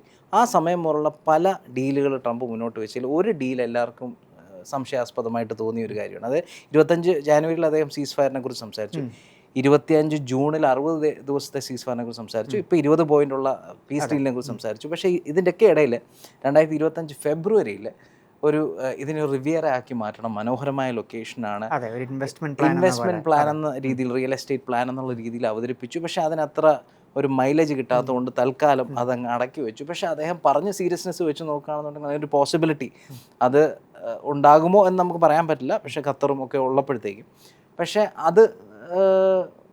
അതിനൊരു ചാൻസ് ഞാൻ കാണുന്നില്ല. പക്ഷേ എങ്കിൽ പോലും ട്രംപിൻ്റെ രഹസ്യ അജണ്ടയാണോ എന്നുള്ളതാണ് ഒരു ചോദ്യം. രണ്ട്, ഈ ടേംസ് വായിച്ചു നോക്കുമ്പോഴത്തേക്കും ഞാൻ നേരത്തെ പറഞ്ഞ പോലെ ഇസ്രായേലിന് കുറച്ച് അനുകൂലമായിട്ടുള്ള ടേംസാണ്. അതിലൊരു ചോദ്യം, എന്ത് ഗ്യാരണ്ടിയാണ് ഈ ഹോസ്റ്റേജസിനെ തിരിച്ചു കൊടുത്തു കഴിഞ്ഞാൽ ഇസ്രായേൽ അറ്റാക്ക് ചെയ്യില്ല എന്നുള്ളത്? കാരണം നമ്മൾ സീസ് ഫയറുകളുടെ ചരിത്രം എടുത്ത് നോക്കിയാൽ, ഇസ്രായേലിൻ്റെ ചരിത്രം നോക്കിയാൽ 2008 കഴിഞ്ഞ ഒരു 15-20 വർഷത്തെ നോക്കിക്കഴിഞ്ഞാൽ 2008 ആദ്യമായിട്ട് ഈജിപ്റ്റ് ഒരു സീസ് ഫയർ ബ്രോക്കർ ചെയ്ത സമയത്ത് 5-ാം മാസത്തിൽ തന്നെ അത് തെറ്റിച്ചു. 2012 സീസ് ഫയർ, അതും വീണ്ടും ഈജിപ്റ്റ് ബ്രോക്കർ ചെയ്ത സീസ് ഫയർ 2-ാം ദിവസം തെറ്റിച്ചു. 2014 2-ാം മണിക്കൂറിൽ തെറ്റിച്ചു. 2023 ഒരാഴ്ച പോലും നീണ്ടുന്നില്ല. അപ്പോൾ ഇസ്രായേലിൻ്റെ ഒരു ചരിത്രം നോക്കിക്കഴിഞ്ഞാൽ സീസ് ഫയറുകൾ ബ്രേക്ക് ചെയ്യുന്ന ഒരു പതിവുണ്ട്. അത് ഇസ്രായേലിൻ്റെ എയിം അച്ചീവ് ചെയ്യുന്നവർ അത് ചെയ്തുകൊണ്ടിരിക്കും. അപ്പോൾ ഇതിൻ്റെ അകത്തെ ചോദ്യം, ഹോസ്റ്റേജസിനെ തിരിച്ച് കിട്ടിക്കഴിഞ്ഞാൽ പിന്നെ ഹമാസിന് ലിവറേജ് ഇല്ല. ഇത്ര നാളുള്ള ലിവറേജ് ഹോസ്റ്റേജസ് ഞങ്ങളുടെ കയ്യിലുണ്ടെന്നുള്ളതാണ്. അപ്പോൾ ലിവറേജ് നഷ്ടപ്പെട്ട് കഴിഞ്ഞു കഴിഞ്ഞാൽ ഇസ്രായേൽ പഴയ സ്വഭാവം കാണിക്കുമോ എന്നൊരു ഭയമുണ്ട്. അതിന് ട്രംപ് ബാക്കിംഗ് കൊടുക്കുമോ എന്നൊരു സംശയമുണ്ട്. ഇപ്പം നമ്മൾ ഈ ഒരു ഇൻവെസ്റ്റ്മെൻറ്റ് പ്ലാൻ്റെ ഒരു കാര്യം പറഞ്ഞല്ലോ, ഇനി ഗാസ റീബിൽഡ് ചെയ്യുക എന്നുള്ളത് വലിയൊരു ടാസ്ക് ആയിരിക്കും, അത് വലിയൊരു കടമയുമാണ്. ഒരേ സമയം എന്തായിരിക്കും, ചലഞ്ചിങ് ആയൊരു ടാസ്കും കൂടിയായിരിക്കും. അതാര് ചെയ്യും എന്നതിപ്പോൾ താങ്കൾ പറഞ്ഞ പോലെ ഒരു ചോദ്യചിഹ്നമാണ്. ഇപ്പോൾ നോർമലി ഒരു അറബ് കൺട്രീസൊക്കെ മുൻകൈ എടുത്തുള്ള ഒരു പീസ് പ്ലാൻ, നമ്മൾ മുമ്പൊക്കെ പീസ് പ്ലാൻ അല്ല, ഒരു റീകൺസ്ട്രക്ഷൻ പ്ലാൻ വലിയ ചർച്ചയായിരുന്നു. ഈജിപ്തൊക്കെ മുൻകൈ എടുത്ത് നടന്ന ഒരു പ്ലാൻ. പക്ഷേ അതേസമയം ഈ പീസ് ബ്രോക്കർ പ്ലാനൊക്കെ നോക്കുകയാണെങ്കിൽ, ഈ 20 പോയിൻറ്റ് പ്ലാനൊക്കെ നോക്കുകയാണെങ്കിൽ അതിൽ കൂടുതൽ ഒരു വെസ്റ്റേൺ ഇൻഫ്ലുവൻസ് കടന്നു വരുന്നതായി കാണുന്നുണ്ട്. ഇപ്പോൾ പലസ്തീൻ മണ്ണിൻ്റെ ചരിത്രം നോക്കുകയാണെങ്കിൽ അതൊരു അധിനിവേശത്തിൻ്റെ ചരിത്രമാണ്. വീണ്ടും ഈ ഒരു പീസ് പ്ലാനിലൂടെ ഒരു അധിനിവേശം നടക്കുകയാണെന്നൊരു തോന്നലുണ്ടാവുക സ്വാഭാവികമല്ലേ? അപ്പോൾ അതിൽ ക്ലാരിറ്റി വരാനുണ്ട്. എങ്കിലും 25 മാർച്ചിൽ ഒരു 6-7 മാസം മുന്നേ അമേരിക്കയും കൂടെ അത് എനിക്ക് തോന്നുന്നു അക്സെപ്റ്റ് ചെയ്തിരുന്നു എന്നാണ് ഞാൻ മനസ്സിലാക്കുന്നത്. ഈജിപ്റ്റ് കെയ്റോയിൽ വെച്ച് നടന്നൊരു സമ്മിറ്റിൽ പറഞ്ഞു, ഈജിപ്റ്റും മറ്റ് അറബ് നേഷൻസൂടെ $53 ബില്യൺ സ്പെൻഡിങ്ങിലൂടെ റീകൺസ്ട്രക്ട് ചെയ്യാം. ആ റീകൺസ്ട്രക്ഷനിൽ പലസ്തീനികൾക്ക് പ്രൊട്ടക്ഷൻ ഉണ്ട്. അതാണ് ഒരു വ്യത്യാസം ഇതിനേക്കാൾ വെച്ച് നോക്കുമ്പോൾ. കാരണം അതിൽ ഈജിപ്റ്റ് പറയുന്നത് ഗാസ സ്ട്രിപ്പിൽ നിന്ന് ഗാസൻസിനെ പുറത്താക്കാതെയുള്ള റീകൺസ്ട്രക്ഷനാണ്. 6 മാസത്തേക്ക് അവർക്ക് കുറേ ടെമ്പററി സ്ട്രക്ചേഴ്സ്, ഏകദേശം 15 ലക്ഷം ആളുകൾക്ക് താമസിക്കാൻ പറ്റുന്ന ടെമ്പററി സ്ട്രക്ചേഴ്സ് പണിയും. അതിലവർ താമസിക്കുന്ന സമയം നമ്മളൊരു 3-5 വർഷം എടുക്കുമായിരിക്കും കംപ്ലീറ്റ് ചെയ്യാൻ. പക്ഷേ എല്ലാവർക്കും വീടുകൾ റീകൺസ്ട്രക്ട് ചെയ്യും, തകർന്നുപോയ സ്കൂളുകൾ, അങ്ങനെ ഇൻഫ്രാസ്ട്രക്ചറെല്ലാം കൺസ്ട്രക്ട് ചെയ്യുന്ന രീതിയിലൊരു പ്ലാൻ ഈജിപ്റ്റ് പറഞ്ഞിരുന്നു. പക്ഷേ അതാണോ ഈ 20 പോയിൻറ്റ് പ്ലാനിന് ശേഷം നടക്കുക എന്നുള്ളൊരു ക്ലാരിറ്റി ഇല്ല. ഇതിൽ പറയുന്നത് വെസ്റ്റേൺ ഇൻഫ്ലുവൻസും കാണും, അറബ് ഇൻവോൾവ്മെൻറ്റും കാണും എന്ന് പറയുന്നത്. പക്ഷേ അത് ഏത് പ്രൊപ്പോർഷനിൽ, ആര്, എപ്പോൾ എന്നുള്ളൊരു ക്ലാരിറ്റി ഇല്ലാത്തതും നമ്മൾ നേരത്തെ പറഞ്ഞ പോലെ ട്രംപിൻ്റെ ഉദ്ദേശം, ഇസ്രായേലിൻ്റെ അജണ്ട എന്നുള്ളത് ചോദ്യചിഹ്നമായിട്ട് കൊണ്ടുവരുന്നതാണ്. പക്ഷേ ഏറ്റവും നല്ല പ്ലാൻ ഞാൻ കണ്ടിടത്തോളം ഈജിപ്റ്റിൻ്റെ റീകൺസ്ട്രക്ഷൻ പ്ലാൻ വളരെ പ്രാക്ടിക്കലായിട്ട് തോന്നി. കാരണം ഇവരെ മാറ്റാതെ തന്നെയുള്ള റീകൺസ്ട്രക്ഷനാണ്. പക്ഷേ അതിൻ്റെ അകത്തൊക്കെയുള്ള ഇസ്രായേൽ തടസ്സം വെക്കുക എന്ന് പറഞ്ഞു കഴിഞ്ഞാൽ ഇതിനായിട്ട് സാധനങ്ങളൊക്കെ വരണമല്ലോ റീകൺസ്ട്രക്ഷൻ നടക്കുമ്പോൾ. അങ്ങനെ വരുമ്പോൾ അത് ഈജിപ്റ്റിൻ്റെ മേൽനോട്ടത്തിലാണോ, അമേരിക്കയുടെ മേൽനോട്ടത്തിലാണോ, ഇൻ്റർനാഷണൽ ബോഡിയോ UN മേൽനോട്ടത്തിലാണോ, അതവർ സമ്മതിക്കില്ല. കാരണം നമുക്കറിയാം ഹമാസ്, ഞാൻ നേരത്തെ പറഞ്ഞ IRGCയും ഹെസ്ബുള്ളയൊക്കെ ട്രെയിൻ ചെയ്ത് മിലിറ്റൻസിനെ വിടുമ്പോഴത്തേക്കും അവർ വിട്ടുകൊണ്ടിരുന്ന ടണലുകളിൽ കൂടെയൊക്കെയാണ്. അപ്പോൾ അങ്ങനെ ബോർഡറിലൂടെ മറ്റൊരു ആക്ടിവിറ്റി മറ്റൊരാളുടെ മേൽനോട്ടത്തിൽ, മറ്റൊരു രാജ്യത്തിൻ്റെ മേൽനോട്ടത്തിൽ ഇസ്രായേൽ അനുവദിക്കില്ല എന്നുള്ള ഒരു കാര്യം. ഇനി രണ്ട്, ഇതിനുള്ളൊരു സൊല്യൂഷൻ, ഇപ്പോൾ ഈ റീകൺസ്ട്രക്ഷൻ നടന്നു എന്ന് തന്നെ വിചാരിക്കുക, എന്താണ് സൊല്യൂഷൻ എന്നുള്ളതും വ്യക്തമല്ല. 2 സ്റ്റേറ്റ് സൊല്യൂഷൻ ഇസ്രായേൽ ഇപ്പം സമ്മതിക്കുന്നില്ല എന്ന് നമുക്കറിയാം, എസ്പെഷ്യലി ജെറുസലേം എന്നുള്ളൊരു ഫാക്ടർ ഇവിടെ ഉള്ളതുകൊണ്ട്. പിന്നെ ഉള്ളൊരു 1 സ്റ്റേറ്റ് സൊല്യൂഷൻ, അത് തീർച്ചയായിട്ടും എനിക്കൊന്ന് പലസ്തീനികൾക്ക് അത് അനുകൂലമായിരിക്കില്ല. അല്ല, ഇസ്രായേലിന് 1 സ്റ്റേറ്റ് സൊല്യൂഷൻ പറ്റില്ല. കാരണം വെച്ച് കഴിഞ്ഞാൽ അവരെ സംബന്ധിച്ചാൽ ഒരു സ്റ്റേറ്റിൽ 2 പേരും താമസിക്കുമ്പോഴത്തേക്കും ഇവരൊരു മൈനോറിറ്റി ആയി മാറും നാച്ചുറലി. 2, ഒരു കോൺഫെഡറേഷൻ സൊല്യൂഷനുണ്ട്. അതായത് 2 രാജ്യങ്ങളായിട്ട് നിൽക്കും, പക്ഷേ ബോർഡറില്ല, യൂറോപ്യൻ യൂണിയനിലെ പോലെ അങ്ങനെ ഒരു അതും. പക്ഷേ അത് ഇസ്രായേൽ സമ്മതിക്കില്ല. പിന്നെ ഈജിപ്റ്റ്, ജോർഡൻ, ഗാസ പ്ലാൻ എന്ന് പറഞ്ഞ പ്ലാൻ ഉണ്ട്. അതിൻ്റെ അകത്ത് ഇപ്പോൾ ഉള്ളതുപോലെ തന്നെ 1967 മുന്നേ ജോർഡൻ്റെ ഭാഗമായിരുന്ന വെസ്റ്റ് ബാങ്ക് അങ്ങോട്ട് പോകുന്നു. ഈജിപ്റ്റ് ഗാസ സ്ട്രിപ്പ് അല്ലെങ്കിൽ ഗാസ കൺട്രോൾ അഡ്മിനിസ്റ്റർ ചെയ്യുന്നു. എന്നിട്ട് നിൽക്കുന്ന ആളുകൾ അവിടെ തന്നെ നിൽക്കുന്നു. പക്ഷേ ആ കൺട്രോൾ വരുന്ന ഈജിപ്തിനും ജോർഡനും ആയതുകൊണ്ട് അവർ രണ്ടുപേരും ഇത് സമ്മതിക്കില്ല. അപ്പം ഒരു ഓൾട്ടർനേറ്റീവ് എവിടെ? 2 സ്റ്റേറ്റ് സൊല്യൂഷൻ ഇസ്രായേൽ അംഗീകരിക്കുന്നില്ല എങ്കിൽ എന്താണ് ഓൾട്ടർനേറ്റീവ് എന്ന് അമേരിക്ക ഈ പ്ലാനിൽ പറയുന്നുമില്ല. അപ്പോൾ അതുകൊണ്ട് സമാധാനമുണ്ട്, ആളുകൾ ഇനി മരിക്കില്ല, അവർക്ക് പരിക്കേക്കില്ല, പക്ഷേ അവരെവിടെ ജീവിക്കും, എങ്ങനെ ജീവിക്കും എന്നുള്ളതിൽ വ്യക്തത വരുത്തുന്നില്ല എന്നുള്ളതൊരു പ്രശ്നമാണ്. ഇതിൽ ഞാൻ മറ്റൊന്നുകൂടി ഇൻട്രസ്റ്റിംഗ് ആയിട്ട് കാണുന്നത് ഈ അറബ് രാജ്യങ്ങളുടെ ഒരു ടേക്ക് അവേ എന്തായിരിക്കുമെന്നാണ്. ഇപ്പോൾ പ്രത്യേകിച്ച് ഞാൻ നേരത്തെ പറഞ്ഞ ഒരു 2 വർഷക്കാലം ഒരു മിഡിൽ ഈസ്റ്റിനെ അത്രത്തോളം അരക്ഷിതാവസ്ഥയിൽ നിർത്തിയ ഒരു കോൺഫ്ലിക്റ്റാണ് ഇപ്പോൾ താൽക്കാലികമായെങ്കിലും കഴിഞ്ഞു പോകുന്നത്. ഇതിൽ അറബ് രാജ്യങ്ങളുടെ ഒരു ടേക്ക് അവേ എന്തായിരിക്കും? അവർ ഒരുപക്ഷെ ഇസ്രയേലുമായി ഇനി എങ്ങനെയായിരിക്കും ഇടപഴകുക? ഇപ്പോൾ എബ്രഹാം അക്കോർഡ്സ് ഉള്ള രാജ്യങ്ങളൊക്കെ ഓക്കെ, ഇപ്പോൾ മറ്റ് രാജ്യങ്ങളൊക്കെ നമുക്ക് നോക്കാം.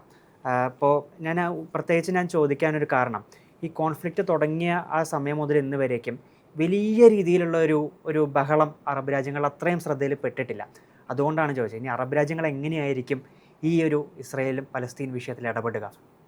അറബ് രാജ്യങ്ങൾ എന്ന് പറയുമ്പം പ്രത്യേകിച്ച് ഇതിൻ്റെ അകത്ത് ഇമ്മീഡിയറ്റ് സ്റ്റേക്ക് ഹോൾഡേഴ്സിനെ നോക്കിയാൽ അതിൻ്റെ അകത്ത് ഖത്തറും ഈജിപ്റ്റും ജോർഡനും ഒക്കെ വരും. പക്ഷേ ഇമ്മീഡിയറ്റ് അല്ലാത്ത ഇപ്പം സൗദി ആണെങ്കിലും UAE ആണെങ്കിലും ഇതിന് 100% സപ്പോർട്ടാണ് ഈ പീസ് ഡീലിനെ സംബന്ധിച്ചിടത്തോളം. അവരുടെ ഖത്തറുമായിട്ടുള്ള ബന്ധം അതിൻ്റെ അകത്തൊരു ഫാക്ടറാണ്. കാരണം നമുക്കറിയാം 2017 ഖത്തറുമായിട്ടുള്ള ട്രേഡും കാര്യങ്ങളും എല്ലാവരും നിർത്തിവെച്ചതാണ്. അൽ ജസീറ പൂട്ടണമെന്ന് പറഞ്ഞ ആളുകളാണ്. ടെററിസ്റ്റ് ഓർഗനൈസേഷനായിട്ട് ഖത്തറിന് ബന്ധമുണ്ടെന്ന് പറഞ്ഞ രാജ്യങ്ങളാണ് ഇവരൊക്കെ. പക്ഷേ അപ്പോൾ അവരുടെ ബന്ധം ഖത്തറുമായിട്ട് ഇതൊക്കെ ഒരു ഡൈനാമിക്കാണ്. പിന്നെ അറബ് നേഷൻസിൽ പക്ഷേ ഞാൻ കാണുന്നത് കഴിഞ്ഞ അറ്റ്ലീസ്റ്റ് ഒരു 9 മാസം ട്രംപ് കയറിയതിന് ശേഷം ബന്ധം കുറച്ചുകൂടെ സ്ട്രോങ് ആയിട്ടുണ്ട് US-ഉമായിട്ട്. പിന്നെ ഒരു പക്ഷേ ചില രാജ്യങ്ങളെങ്കിലും, കാരണം ഇപ്പോൾ സൗദിയൊക്കെ നമുക്കറിയാം ഒരു 4-5 വർഷം മുന്നേ വരെ വളരെ അൾട്രാ കൺസർവേറ്റീവ് ആയിട്ട് പോയിക്കൊണ്ടിരുന്ന രാജ്യം ഇപ്പോൾ അവർ എക്കണോമിക് ബെനിഫിറ്റ്സ് മുന്നിൽ കണ്ടുകൊണ്ട് തന്നെ കുറച്ച് ലിബറൽ ആകുന്നു. അവിടെ അമേരിക്കയായിട്ട് ഒത്തിരി അസോസിയേഷൻസ് ഉണ്ട്. UFC നടക്കുന്നു, ട്രംപ് ചെല്ലുന്നു, ബോക്സിംഗ് കോമ്പറ്റീഷൻസ് നടക്കുന്നു. അപ്പം അങ്ങനെയൊക്കെ ഉള്ളപ്പോഴത്തേക്ക് അമേരിക്കയായിട്ടുള്ള ഒരു ബന്ധം ദൃഢമാക്കാൻ സൗദിയും മറ്റ് രാജ്യങ്ങളും ശ്രമിക്കും എന്നുള്ളത് ഉറപ്പാണ്. പിന്നെ സ്റ്റേക്ക് ഹോൾഡേഴ്സിനെ സംബന്ധിച്ചിടത്തോളം ഖത്തർ, ടർക്കി ഇവരൊക്കെ ഹമാസിൻ്റെ കേസ് പറയുമ്പോഴത്തേക്കും തീവ്രവാദ സംഘടനയായിട്ട് ചില രാജ്യങ്ങളെങ്കിലും ക്ലാസിഫൈ ചെയ്ത് ഒരു ഓർഗനൈസേഷനെ സപ്പോർട്ട് ചെയ്യുക എന്ന് പറയുന്നത് അവർക്ക് പബ്ലിക്ലി പോസിബിൾ അല്ല.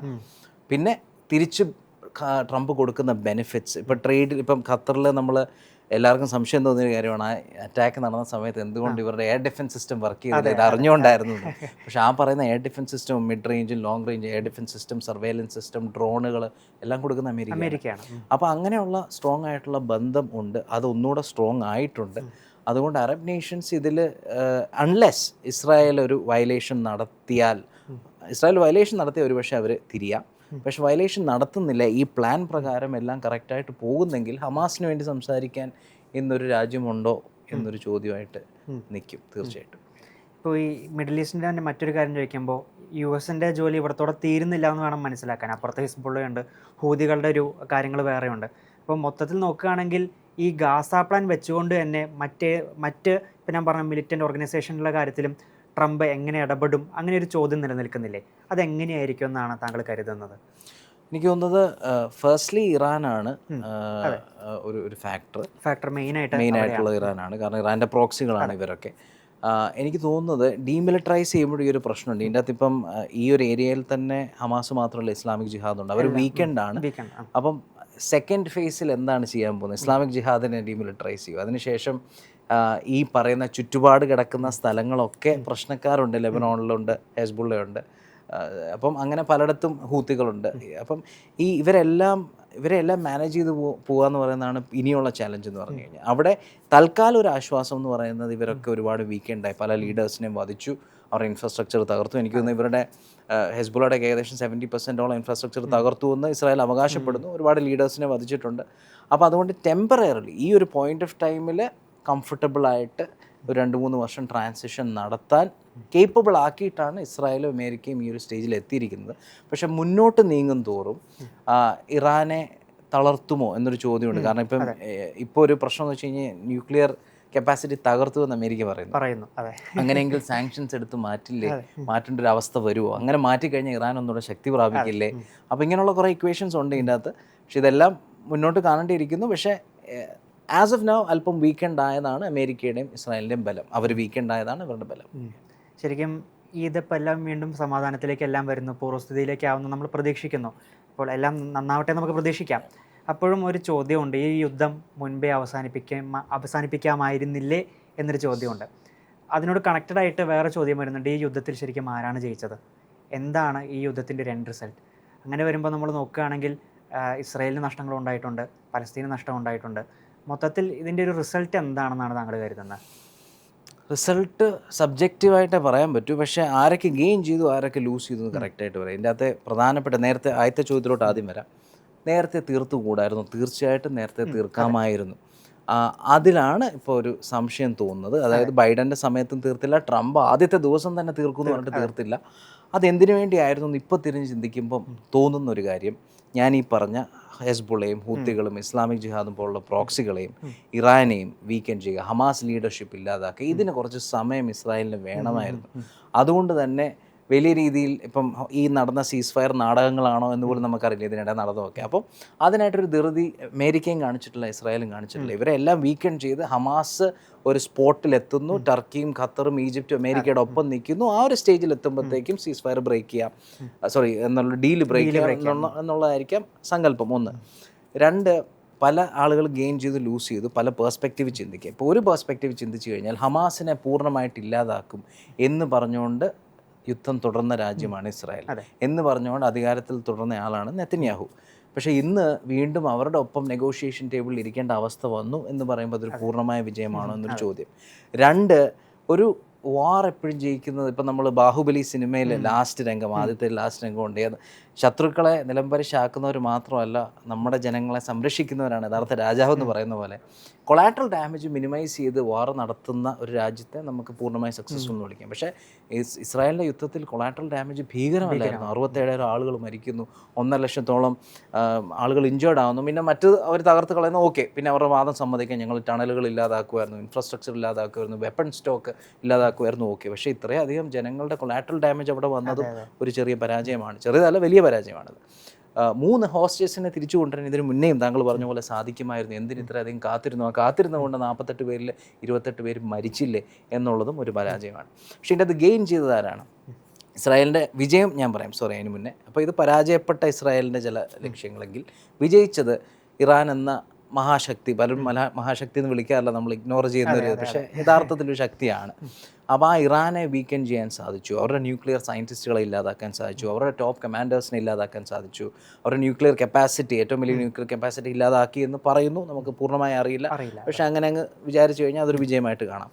ഹെസ്ബുള്ള എന്ന തീവ്രവാദ സംഘടനയെ വീക്കെൻ ചെയ്തു, അവരുടെ സ്റ്റോക്ക് പൈലുകൾ, അവരുടെ ആംസ് ആൻഡ് അമ്യൂണിഷനൊക്കെ വീക്കെൻ ചെയ്തു, ഹൂത്തികളെ വീക്കെൻ ചെയ്തു, ഹമാസിനെ ഓൾമോസ്റ്റ് ഇല്ലാതാക്കി, ഇസ്ലാമിക് ജിഹാദിനെയും വീക്കെൻ ചെയ്തു. അപ്പോൾ അങ്ങനെയൊക്കെ നോക്കുമ്പോൾ ഇസ്രായേലിന് കുറേ വിജയങ്ങളുണ്ട്. പക്ഷേ ഇതിൻ്റെ ഒക്കെ ഇടയിൽ ഏറ്റവും വിജയം കണ്ടതാണ് ഡൊണാൾഡ് ട്രംപ്. അതിന് കാരണം വെച്ച് കഴിഞ്ഞാൽ 2024 ഇലക്ഷനിൽ ഒരു പക്ഷേ അദ്ദേഹം വിജയിക്കില്ലായിരുന്നു എന്ന് വേണം പറയാം. കാരണം ജോ ബൈഡനൊപ്പം നിന്ന ഒരുപാട്, പ്രത്യേകിച്ച് ചെറുപ്പക്കാർ, യൂണിവേഴ്സിറ്റികളിലൊക്കെ പഠിക്കുന്ന ചെറുപ്പക്കാരെല്ലാം തിരിഞ്ഞു, എന്തുകൊണ്ട് 1.5 വർഷമായിട്ട് നിങ്ങൾ ഈ യുദ്ധം അവസാനിപ്പിക്കുന്നില്ല എന്ന ചോദ്യചിഹ്നം വന്നപ്പോൾ ഏറ്റവും ഇൻട്രസ്റ്റിംഗ് ഒരു കാര്യം എന്ന് പറഞ്ഞു കഴിഞ്ഞാൽ, എനിക്കൊന്ന് മുസ്ലിം ബാൻ, പല രാജ്യങ്ങളിലും മുസ്ലിം ബാൻ കൊണ്ടുവന്ന ഒരാളായിരുന്നു ട്രംപ് ആ സമയത്ത്, പഴയ ടേമിൽ. മുസ്ലിംസിനോട് എതിർപ്പെന്നല്ല, പക്ഷേ ചില രാജ്യങ്ങളിൽ ടെററിസ്റ്റ് ആക്ടിവിറ്റി ഉണ്ടാകുകൊണ്ട് വേണ്ട എന്ന് പറഞ്ഞ ആളാണ്. അതേ ട്രംപ് മിഷിഗൻ പോലുള്ള സ്ഥലത്ത്, മിഷിഗനിൽ ഒരുപാട് മുസ്ലിംസ് താമസിക്കുന്ന സ്ഥലമാണ്, ആ മിഷിഗൻ പോലുള്ള സ്ഥലത്ത് റിപ്പോർട്ട്സ് വന്നത് ഒരുപാട് ആളുകൾ ട്രംപിന് വോട്ട് ചെയ്തു, പല ആളുകളും ട്രംപിന് വോട്ട് ചെയ്തില്ലെങ്കിലും വേണ്ട, ബൈഡന് വോട്ട് ചെയ്യില്ല എന്ന് വരെ പറഞ്ഞു. അപ്പം അതൊക്കെ ഈ പലസ്തീൻ യുദ്ധത്തിൻ്റെ ബേസിസിലാണ്. അപ്പോൾ ട്രംപിൻ്റെ വിജയ മാർജിൻ എടുത്ത് നോക്കിക്കഴിഞ്ഞ് കഴിഞ്ഞാൽ ഇസ്രായേൽ പലസ്തീൻ യുദ്ധം വലിയൊരു, ഗാസ യുദ്ധം വലിയൊരു ഫാക്ടറായിരുന്നു അദ്ദേഹത്തിൻ്റെ വിജയത്തിന്. ഇനി ട്രംപ് പരാജയപ്പെട്ട എവിടെയെന്ന് വെച്ചാൽ നൊബേൽ പീസ് പ്രൈസിൻ്റെ കാര്യത്തിൽ അദ്ദേഹം ഒരുപാട് ആശിച്ചു.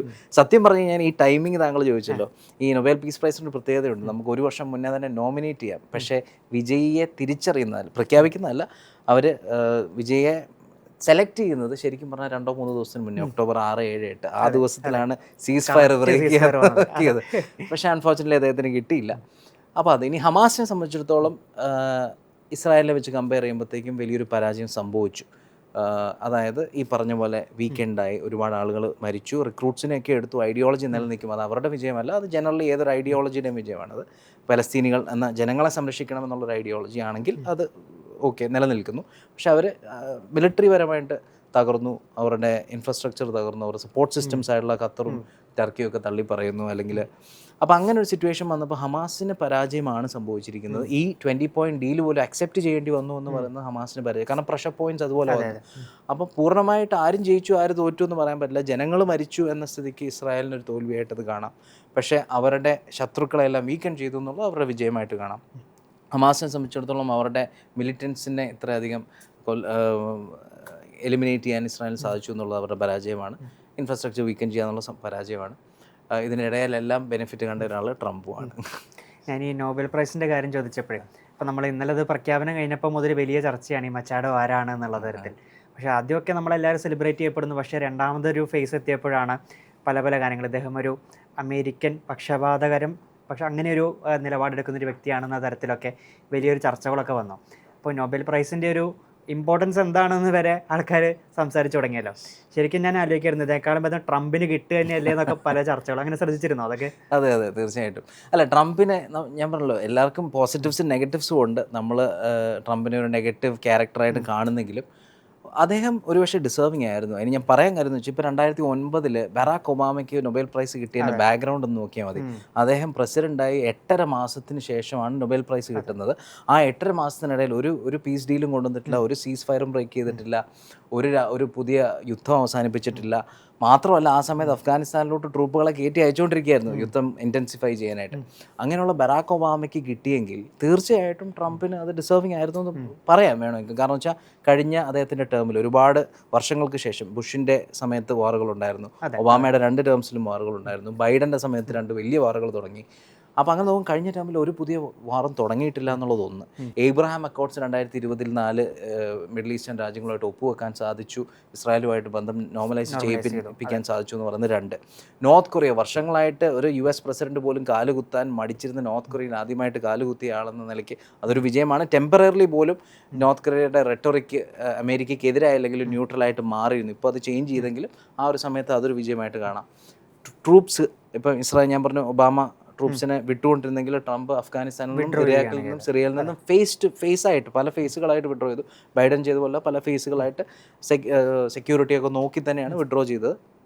പിന്നെ ഈ പറഞ്ഞ പോലെ അസർബൈജാൻ്റെ കേസിൽ ഇടപെട്ടു, അതൊരു ചെറിയ വിജയമായിട്ട് ഇന്ത്യ പാകിസ്ഥാനിൽ അദ്ദേഹം പറയുന്നു.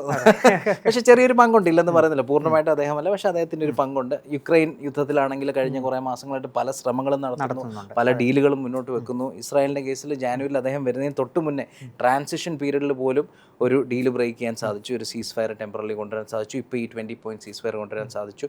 അങ്ങനെയൊക്കെ നോക്കുമ്പോൾ തീർച്ചയായിട്ടും ഡിസേർവിങ് ആയിരുന്നു. ഇനി അത് ഞാൻ പറയാൻ കാര്യം മെച്ചാഡോയ്ക്ക് കിട്ടിയതുകൊണ്ട്. വേറെ ആളാണെങ്കിൽ ഇപ്പോൾ മരിയ മെച്ചാഡോയെ സംബന്ധിച്ച് നോക്കുകയാണെന്നുണ്ടെങ്കിൽ രണ്ടുപേരുടെയും റെസ്യൂമെ കമ്പയർ ചെയ്യാൻ പറ്റില്ല. കാരണം വെച്ച് കഴിഞ്ഞാൽ മരിയ മെച്ചാഡോ അല്ലെങ്കിൽ പറയണമെന്ന് ട്രംപിന് കിട്ടാതെ പോയത് പക്ഷേ അദ്ദേഹം ഒരു ഡിവൈസീവ് ഫിഗർ ആയതുകൊണ്ടാകാം. പക്ഷേ മരിയ മെച്ചാഡോ എന്തുകൊണ്ട് ഡിസേർവിങ് ആണ് എന്നുള്ളത് മനസ്സിലാകുന്നില്ല. കാരണം ഈ 2 വർഷം യുദ്ധം നടക്കുന്ന സമയത്ത് ഇസ്രായേലിന് ഓപ്പൺ സപ്പോർട്ട് കൊടുത്തയാളാണ് മരിയ മെച്ചാഡോ. ഈ ട്രംപിൻ്റെ ചില ഡിവൈസീവ് പോളിസീസ് ഒക്കെ ഉണ്ടായിട്ടും ട്രംപിന് ഓപ്പണായിട്ട് സപ്പോർട്ട് പ്രഖ്യാപിച്ച ആളാണെന്ന് മാത്രമല്ല, നൊബേൽ പ്രൈസ് കിട്ടിയതിന് ശേഷം ഇതിൻ്റെ പകുതി ഞാൻ ട്രംപിന് സമർപ്പിക്കുമെന്ന് പറഞ്ഞ ആളാണ് മെച്ചാഡോ. അപ്പോൾ അങ്ങനെയുള്ളൊരു വ്യക്തിക്ക് കിട്ടിയത് എന്തിനല്ലേ, കൊടുത്തത് എന്തിനൊരു ചോദ്യമുണ്ട്. എന്താണ് അദ്ദേഹം വെനിസ്വേലയിൽ ചെയ്തത്? വെനിസ്വേലയിൽ മഡൂറോയ്ക്കെതിരെ അദ്ദേഹം പോരാടി. പക്ഷേ ചില കഷ്ടപ്പാടുകൾ ഇല്ലെന്ന് പറയുന്നില്ല. ഒരു രാജ്യത്തിനുള്ളിൽ അദ്ദേഹത്തിന് പ്രസിഡൻസി മത്സരിക്കാനുള്ള അവകാശം ഇല്ലാതാക്കി, ഒളിവിൽ പോകേണ്ടി വന്നു, എന്നിട്ടും പോരാടി. പക്ഷെ പോരാടിയതിന് വിജയം കണ്ടോ? നൊബേൽ പീസ് പ്രൈസ് നമ്മൾ കൊടുക്കുന്ന എപ്പോഴും സമാധാനം ഒരു രാജ്യത്തിന് കൊണ്ടുവന്നു, അല്ലെങ്കിൽ ട്രാൻസിഷൻ രാജ്യത്തിന് കൊണ്ടുവന്നു. പക്ഷേ ഇത് കൊണ്ടുവന്നില്ല. ഇപ്പോഴും അദ്ദേഹം ഒളിവിലാണ്. മഡൂറോ മാറിയിട്ടില്ല, അവിടെ സമാധാനം വന്നിട്ടില്ല. അല്ലെ ഈ ഇസ്രായേൽ ഗാസ യുദ്ധം പോലൊരു സമാധാനക്കുറവ് അവിടെ ഇല്ല. അപ്പോൾ അങ്ങനെയുള്ള ഫാക്ടേഴ്സൊക്കെ എടുത്ത് നോക്കുമ്പം മഡൂറോ ഡിസേർവിങ് ആയിരുന്നോ? ഫ്രൂട്ട്ഫുൾ ആയിട്ട് എന്തെങ്കിലും ചെയ്തിട്ടുണ്ടോ? പോരാടിയിട്ടുണ്ട്, പക്ഷേ ആ പോരാട്ടത്തിൻ്റെ റിസൾട്ട് വരുന്നതിന് മുന്നേ തന്നെ നൊബേൽ പീസ് പ്രൈസ് കൊടുത്തു എന്നുള്ളൊരു ചോദ്യചിഹ്നമാണ്. ട്രംപിന് ഡിസേർവിങ് ആയിരുന്നോ എന്ന് ചോദിച്ചു കഴിഞ്ഞാൽ മറ്റ് റെസ്യൂമേഴ്സ് ഒക്കെ വെച്ച് നോക്കുമ്പോൾ ഒരുപക്ഷെ ഡിസേർവിങ് ആയിരുന്നു എന്ന് തന്നെ വേണം പറയാൻ. ഇപ്പോൾ നൊബേലിൽ നമുക്ക് ട്രംപ് ഡിസേർവിങ് ആണ് എന്ന് നമ്മളൊരു വാദം ഉയർത്തിയല്ലോ. അപ്പോൾ ഞാൻ അതിനോട് കൂട്ടിച്ചേർത്തന്നെ ഒരു കാര്യം ഇങ്ങനെ ആലോചിക്കുകയായിരുന്നു. പലപ്പോഴും അമേരിക്ക തുടങ്ങി വെച്ച യുദ്ധങ്ങൾ തന്നെയാണ് ഈ അമേരിക്കൻ പ്രസിഡന്റുമാരെ അവസാനിപ്പിക്കുന്നത്. അങ്ങനെ നോക്കുകയാണെങ്കിൽ ശരിക്കും നൊബേൽ എന്നല്ല ഒരു സമ്മാനത്തിനും ഇവർ അർഹരായിരിക്കുമോ എന്നൊരു ചോദ്യം വരില്ലേ ശരിക്കും? അത് നല്ല ചോദ്യമാണ്. കാരണം നമ്മൾ 70s ഇപ്പോൾ വിയറ്റ്നാം വാറൊക്കെ നടന്ന സമയത്ത്, അല്ലെങ്കിൽ അതിന് മുന്നേ തന്നെ നിരവധി സ്ഥലങ്ങളിൽ അമേരിക്ക ഇടപെടുന്നുണ്ട്. അപ്പോൾ ഹെൻറി കിസ്സിഞ്ചറിന് വരെ നൊബേൽ പീസ് പ്രൈസ് കൊടുത്തിട്ടുള്ള ഒരു ഇൻസ്റ്റിറ്റ്യൂഷനാണ്. അപ്പം ഹെൻറി കിസിഞ്ചർ, പിന്നെ ഞാൻ പറഞ്ഞ പോലെ ബരാക് ഒബാമയുടെ കീഴിലാണ് അന്ന് ക്രൈമിയയുടെ ഒക്കെ സംഭവം നടക്കുന്നത്. അന്ന് ഒത്തിരി ഒബാമയ്ക്ക് കൊടുത്തപ്പോൾ തന്നെ പിന്നീടുള്ള വർഷങ്ങളിൽ ഇത് എന്തിനാണ് അതെ ഖേദപ്രകടനം വരെ നടത്തേണ്ടി വന്നു. കാരണം അദ്ദേഹത്തിന് കിട്ടിയ സമയത്ത് അദ്ദേഹം പറഞ്ഞത് ഇത് ഞാൻ ചെയ്തതിനാണ് കിട്ടിയെന്ന് ഞാൻ വിശ്വസിക്കുന്നത്, എനിക്ക് ചെയ്യാൻ പോകുന്നതിന് ഒരു മോട്ടിവേഷനാണിത് എന്ന് പറഞ്ഞിട്ട് എത്രയോ യുദ്ധങ്ങൾ അതിന് ശേഷം നടന്നു. ബൈഡൻ്റെ സമയത്ത് നടന്നു. പക്ഷേ ട്രംപിൻ്റെ സമയത്ത് ഒരു പ്രത്യേകത പറയാൻ പറ്റുന്നത് വെച്ച് കഴിഞ്ഞാൽ, ട്രംപിൻ്റെ സമയത്ത് ആദ്യ ടേമിൽ ഒരു യുദ്ധവും തുടങ്ങിയിട്ടില്ല. രണ്ടാമത്തെ ടേമിലാകെ ഇന്ത്യ പാകിസ്ഥാൻ സ്കിമിഷാണ്, നമ്മുടെ ഒരു ഇഷ്യൂ ആണ് നടന്നത്. പക്ഷേ അല്ലാതെ നോക്കുന്ന യുദ്ധങ്ങളൊക്കെ ബൈഡൻ്റെ സമയത്ത് തുടങ്ങിയതാണ് എന്നുള്ളൊരു പ്രത്യേകത ട്രംപിന് വേണമെങ്കിൽ അവകാശപ്പെടാം. പക്ഷേ ഇതിൻ്റെ അകത്ത് ട്രംപിൻ്റെ ഇൻട്രസ്റ്റ് അത് വേറൊരു ചോദ്യമാണ്. ലോക സമാധാനമാണ് ഇൻട്രസ്റ്റ് അതോ പേഴ്സണൽ ഗെയിനാണോ എന്നൊരു ചോദ്യമുണ്ട്. കാരണം ട്രംപിനെ സംബന്ധിച്ചിടത്തോളം ഈ നൊബേൽ പീസ് പ്രൈസ് നമ്മൾ ആദ്യമൊക്കെ ചിരിച്ചു തള്ളിയിരുന്നു പലരും. പക്ഷേ പിന്നീട് വായിച്ചു നോക്കുമ്പോഴത്തേക്കും അദ്ദേഹത്തിന് ഡിസേർവിങ് ആണെന്ന് കണ്ടപ്പോൾ ഒരുപക്ഷെ ലോക സമാധാനത്തിനേക്കാൾ എൻ്റെ നൊബേൽ പീസ് പ്രൈസ് എന്നുള്ള നിലയ്ക്കാണോ അദ്ദേഹം മൂവ് ചെയ്തത്. പക്ഷേ അതിൻ്റെ എൻഡ് റിസൾട്ട് സമാധാനമാണെങ്കിൽ തീർച്ചയായിട്ടും വിൽ ടേക്ക് ഇറ്റ്. പക്ഷേ അവിടെ ഒരു ഇതുണ്ട്. പക്ഷേ ട്രംപിൻ്റെ പ്രത്യേകത ഈ ഒരു മറ്റ് പ്രസിഡൻസിനെ എടുത്ത് നോക്കുമ്പോൾ സ്വന്തമായി തുടങ്ങിയ യുദ്ധം ഒന്നും തന്നെ അദ്ദേഹം തുടങ്ങിയിട്ടില്ല. പക്ഷേ മറ്റുള്ള പ്രസിഡൻസ് തുടങ്ങി വെച്ച യുദ്ധം അവസാനിപ്പിച്ചു എന്നുള്ളത് ഇൻഡിവിജ്വൽ ലെവലിൽ നോക്കുമ്പോൾ അദ്ദേഹം ഡിസേർവിങ് ആണ്. പക്ഷേ ഒരു കൺട്രി ബേസിസിൽ നോക്കുമ്പം അമേരിക്ക തുടങ്ങിയത് അമേരിക്ക അവസാനിപ്പിക്കുന്നുവെങ്കിൽ, അല്ലെങ്കിൽ അമേരിക്ക പ്രൊമോട്ട് ചെയ്തത് അമേരിക്ക അവസാനിപ്പിക്കുന്നുവെങ്കിൽ അമേരിക്കയ്ക്ക് അത് ഡിസേർവിങ് അല്ല. പക്ഷേ ട്രംപ് എന്ന വ്യക്തിക്ക് ഒരു പക്ഷേ അവകാശപ്പെടാം.